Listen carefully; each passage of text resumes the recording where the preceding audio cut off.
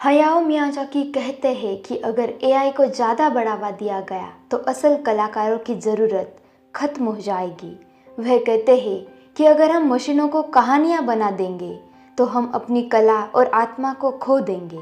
उनका मानना है कि टेक्नोलॉजी कांट रिप्लेस्ड आर्टिस्ट, यानी तकनीक हमारी जगह नहीं ले सकते। कला का मकसद भावनाओं का विस्तार करना है। ये किस्सा 2016 का है। जापान के मशहूर एनिमेटर और फिल्म मेकर हयाओ मियाज़ाकी अपने स्टूडियो घिबली में कुछ डेवलपर्स के साथ बैठे हैं।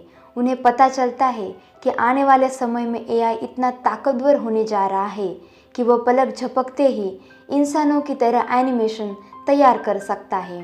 इस पर मियाज़ाकी कंधे उचकाकर कहते हैं, अगर ऐसा होगा तो हमें इंसानों की ज़रूरत ही नहीं होगी, फिर तो दुनिया का अंत नज़दीक है। जापानी एनिमेशन कंपनी स्टूडियो घिबली के फाउंडर मियाज़ाकी का 9 साल पुराना ये बयान अब फिर से वायरल हो रहा है। चैटजीपीटी और ग्रोक जैसे एआई टूल्स किसी भी तस्वीर को मियाज़ाकी के घिबली स्टाइल आर्ट में कन्वर्ट कर रहे हैं। मियाज़ाकी की मानवीय संवेदना वाली वही घिबली आर्ट जिन्हें वह हाथ से तैयार करते हैं और इसमें सालों की मेहनत लगती है, एआई उन्हें चंद सेकंड्स में तैयार कर रहा है। इससे मौलिकता को लेकर एक नए तरह का विवाद भी खड़ा हो गया है। एआई की मौजूदगी के बीच मियाज़ाकी को आज भी इसीलिए याद किया जाता है क्योंकि उन्होंने एनिमेशन की दुनिया में ऐसी उपलब्धियां हासिल की है जो समय के साथ साथ और लोकप्रिय हुई है। मियाज़ाकी के एनिमेशन फिल्मों की खासियत ये थी कि उन्हें हाथ से तैयार किया जाता था। उनकी हर एनिमेशन फिल्म को तैयार करने में सालों की मेहनत लगती थी, जिस एनिमेशन को आज एआई की मदद से चंद सेकंड्स में तैयार कर लिया जाता है। उन्हें तैयार करने में मियाज़ाकी और उनकी टीम को लंबा समय लगता था। आज यहाँ ऊपर जो एनिमेटेड जीआईएफ देख रहे हैं, यह मियाज़ाकी की 2013 में रिलीज़ हुई animation film the wind rises का एक दृश्य है। इस 4 सेकंड के दृश्य में एक भीड़ नज़र आ रही है जिसे तैयार करने में 1 साल और 3 महीने का समय लगा था। मियाज़ाकी का एक बेहद मशहूर कथन है, एआई लैक्स ह्यूमैनिटी, यानी आर्टिफिशियल इंटेलिजेंस में भावनाओं की कमी है। एक बार कुछ जापानी डेवलपर्स ने मियाज़ाकी को एक एआई जनरेटेड एनिमेशन दिखाया था, जिसे देखने के बाद मियाज़ाकी को काफ़ी दुख पहुंचा।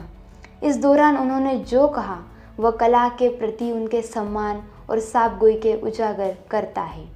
मियाज़ाकी ने कहा कि मैंने अपनी पूरी ज़िंदगी इंसानी जज्बातों को ध्यान में रखकर फिल्में बनाई है, लेकिन जिसने भी इसे यानी एआई को तैयार किया है उसे अंदाज़ा ही नहीं है कि ये पीड़ा क्या होती है। यह सब देखकर बेहद निराशा हुई है और मुझे लगता है कि यह ज़िंदगी का अपमान है।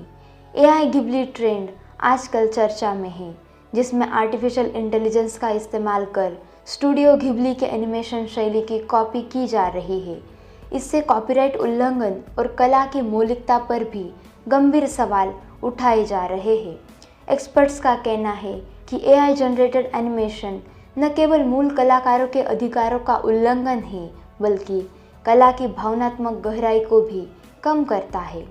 मियाज़ाकी ने एक दफ़ा एक इंटरव्यू में कहा था कि हमने इस स्टूडियो का नाम स्टूडियो घिबली इसीलिए रखा था क्योंकि मेरा हवाई जहाज़ों से विशेष लगाव रहा है। सेकेंड वर्ल्ड वॉर में इस्तेमाल किए गए एक इटालियन वॉरप्लेन कैप्रोनी CA-309 घिबली के नाम पर एनिमेशन स्टूडियो का नाम घिबली रखा गया।